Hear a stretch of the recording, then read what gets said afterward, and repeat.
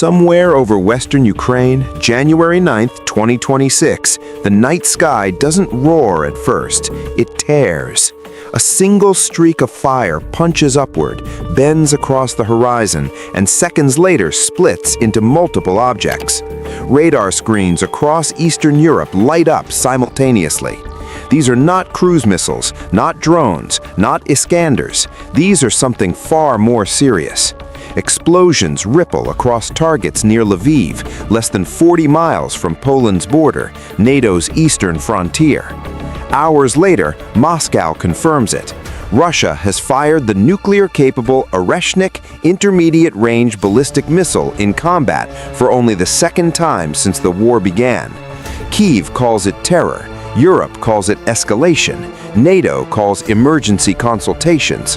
Moscow calls it measured. That difference in language explains exactly where this war is heading. From Russia's perspective, this was not aggression, it was deterrence, a reminder delivered at hypersonic speed. The Arashnik is not designed to capture territory or support infantry advances. It exists to shape decisions at the strategic level, and on this night it does exactly that. The launch forces every military planner, every political leader, and every intelligence analyst in Europe to pause and recalculate assumptions that once felt stable. Despite the name, the Oreshnik is not an entirely new weapon. It is the intermediate-range version of the RS-26 Rubej, originally developed as an intercontinental ballistic missile. When the United States withdrew from the INF Treaty in 2019, the legal barrier preventing such weapons disappeared overnight. Russia did not rush to announce anything. It simply completed a system it had already engineered. The result is a missile with a potential range approaching 5,500 kilometers, terminal speeds exceeding Mach 10, and multiple independently targetable re-entry vehicles capable of dispersing submunitions. Its maneuverable quasi-ballistic trajectory makes interception extremely difficult. Yes, the Arashnik is nuclear capable. In this strike, Russia states the payloads were conventional or inert, but that distinction is almost meaningless in real time. Once such a missile launches, no defender knows what it carries until impact. That uncertainty is the weapon. It compresses decision-making timelines and injects nuclear risk into every calculation, even when no nuclear warhead is present. Russia understands this psychological pressure perfectly. Moscow's official justification for the strike is blunt. The launch, according to Russian authorities, was retaliation for an attempted Ukrainian drone attack on President Vladimir Putin's residence in late December. Ukraine denies the claim. The United States says no such attack occurred. But from the Kremlin's viewpoint, the narrative matters less than the signal. Russia has warned repeatedly that Western authorization for Ukraine to strike deep into Russian territory would provoke escalation. When those warnings were ignored, Russia escalated, but selectively and deliberately. The choice of target is revealing. Lviv is not an active frontline city. It is a logistical and strategic hub. Western military aid flows through the region. Energy infrastructure supporting Ukraine's grid is located nearby. Facilities linked to drone production and repair operate in the area. By striking Lviv, Russia delivers two messages simultaneously. To Ukraine, it signals that rear areas are no longer immune. To NATO, it demonstrates that proximity to alliance borders does not guarantee safety. Poland lies just 40 miles away. Romania, Slovakia, and the Baltic states fall comfortably within the Oreshnik's range. Germany, France, and the United Kingdom are not distant from its reach. The missile does not need to cross NATO airspace to threaten NATO territory. That threat already exists. This is a textbook example of Russian reflexive control doctrine, shaping an opponent's behavior by demonstrating capability rather than applying maximum force. Russia did not strike Warsaw. It did not hit a NATO base. It struck close enough to force everyone to imagine what escalation would look like if lines continued to blur. From Moscow's perspective, this is restraint, Russian-style restraint. The objective is not immediate destruction, but long-term influence over Western decision-making. Publicly, NATO's response is sharp and unified. EU Foreign Policy Chief Kaja Kallas calls the strike a clear escalation and a warning to Europe and the United States. Britain, France, and Germany issue condemnations. Ukraine demands an urgent UN Security Council meeting. But behind closed doors, the tone shifts, because this strike exposes a reality NATO has been reluctant to confront. Most NATO air defense systems are not designed to counter intermediate-range ballistic missiles traveling at hypersonic speed with multiple warheads.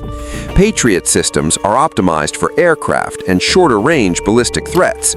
Iris-T and NASAMS are built for cruise missiles and drones. The United States operates THAAD, but its deployment in Europe is limited. Aegis Ashore sites in Poland and Romania were designed primarily for threats from the Middle East, not high-end Russian systems launched from deep within Eurasia. The Oreshnik forces a deeply uncomfortable question. How do you defend against a weapon that can strike from thousands of kilometers away with minimal warning and no guaranteed interception? There is no simple answer. That uncertainty is precisely what makes the system effective as a strategic tool. This strike matters far more politically than militarily. Russia did not need to flatten a city or cause mass casualties. It needed to dismantle assumptions, and it succeeded. The timing is no accident. Peace talks are stalled. Western unity is under strain. Domestic pressure inside Europe is increasing.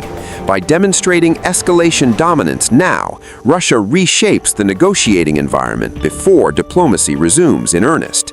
The message is clear. Continued Western support for Ukraine carries increasing risk. Not hypothetical risk, real risk.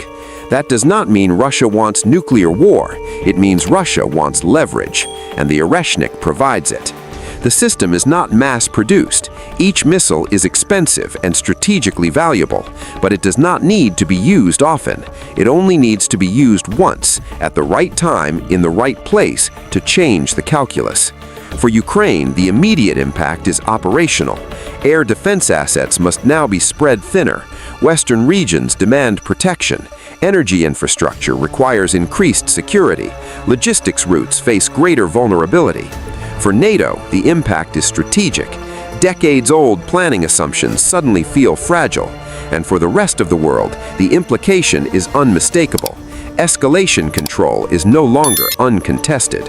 Russia did not cross NATO airspace. It crossed a psychological threshold, and those are far harder to reverse. The war continues, but after this strike, every actor involved understands that the ceiling has moved. Russia has shown that it knows exactly how to raise it, carefully, deliberately, and at a moment of its choosing. What makes the Oreshnik particularly dangerous is not just its speed or range, but its operational flexibility. Unlike older Soviet-era systems that required hours of preparation and were detectable during fueling cycles, the Oreshnik operates from mobile launchers with solid fuel propulsion. That means it can be moved, hidden, and fired with minimal warning. Intelligence agencies cannot predict launch windows the way they once could. Satellite reconnaissance becomes reactive, not preventive. By the time Western early warning systems detect the launch, the missile is already climbing through the upper atmosphere, dividing into multiple warheads and adjusting its terminal descent trajectory. There is no time to negotiate. There is no time to consult allies. There is only reaction and hope that defense systems perform under conditions they were never fully tested against. That uncertainty is the weapon. It compresses decision-making timelines and injects nuclear risk into every calculation, even when no nuclear warhead is present. Russia understands this psychological pressure perfectly. Beyond the immediate tactical effects, the Oreshnik strike reshapes the broader strategic environment in ways that will echo for years. Every European capital now faces an uncomfortable truth. Geography no longer provides buffer time. The Cold War assumption that Western Europe had days or weeks to mobilize before a major conflict reached critical mass is gone. In a future crisis, the Oreshnik ensures that targets deep inside NATO territory could be struck within minutes of a decision in Moscow. That forces a fundamental rethinking of defense posture, early warning investments, and political willingness to maintain long-term support for Ukraine. Domestically, European populations are now confronting a reality their governments tried to manage quietly, that supporting Ukraine brings measurable risk to their own cities, infrastructure, and energy grids.